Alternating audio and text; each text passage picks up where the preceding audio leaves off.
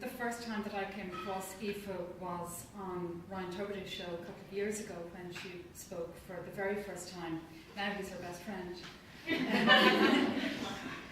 And I was in the middle of researching and producing the series, and Aoife's story stuck with me. There was the coincidence of finding that Mary's number was the same as one of her friend's numbers, and it was that kind of resonance throughout a lot of the stories that I was researching, and coming across with people that were either adopted as a child or had given birth some years earlier and were looking for somebody, and when they would find each other, they would find they were just so close that they might have passed in the street, but they certainly would have had a lot of similarities between the two of them. And I think Ireland is just such a small country anyway that coincidences abound.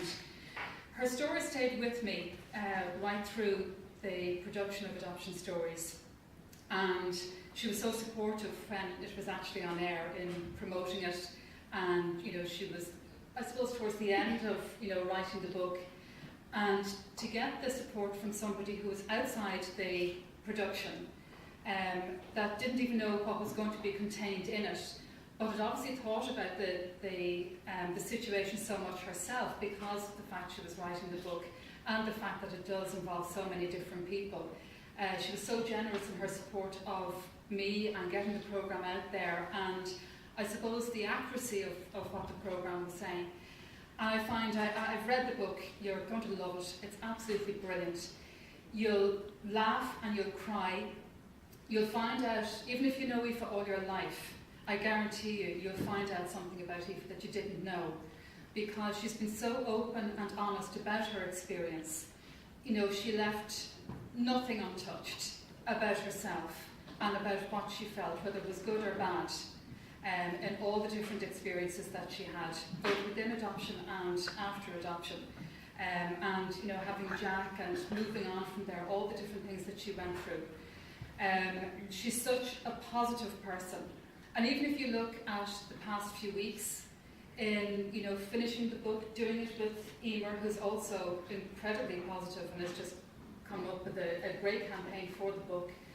But Aoife herself, everything that she's done has resulted in something very, very positive. The fact that she got back on with Ryan Tuberty and was talking for 20 minutes, and that there was so much response to her story, the fact that the book has made it to this point, and is getting so much publicity and so much interest, and she's done so many interviews. That doesn't happen unless you are a positive person, unless you have done the work that Aoife has done, and unless you have a story to tell.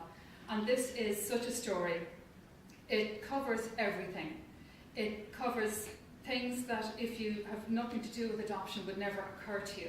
It covers things that, if you are in the very centre of adoption, you realise you're not the only one that feels that way, because Aoife will have felt the same way, and she'll come out and say it. She also, I think, in involving the different people in her life, like Maria and Mick, and Mary and Mick, and Carl, and her children, and Danny and her friends, in contributing to the book, it really does show that adoption affects people from all different angles, from different sides of the family. It's not just the immediate family, it's not just the parents, it's siblings, grandparents, cousins, aunties, uncles, friends.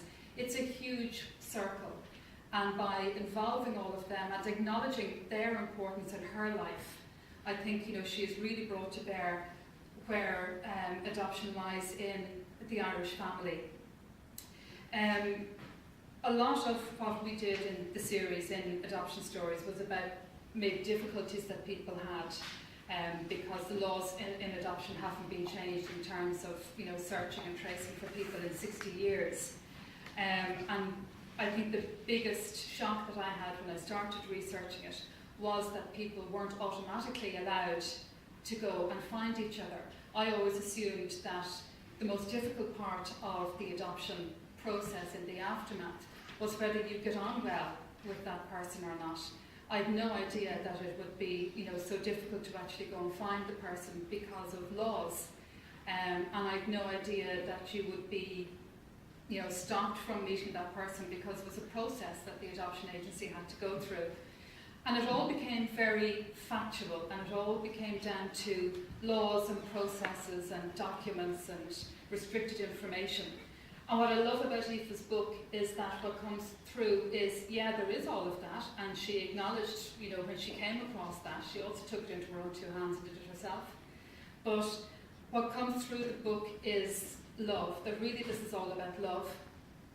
That, Mick and Maria loved each other, got married, wanted to have children, adopted Carl, loved Carl, wanted another child, adopted Aoife, loved Aoife.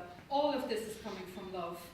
The fact that she met, Mary, and that Mary was just so enthralled with her and she with Mary, and then that Mick was involved as well and their children, that all of this is coming from a really, really good place. There's no acrimony, there's no regret, it's all positive.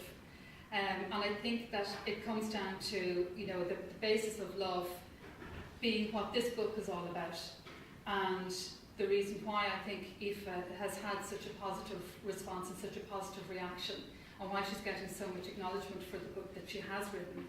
And I think that's pretty much it. If you can look at a variety of situations that mightn't have been the easiest along the way for everybody, but at the end of the day we're all here, and Aoife is here, and she's brought everybody together. She's written an amazing book, and as I said, I think you're all going to love it. And it's all down to the fact that she felt loved enough to be able to open up and say all that she had to say, and she deserves every success with it. Thank you.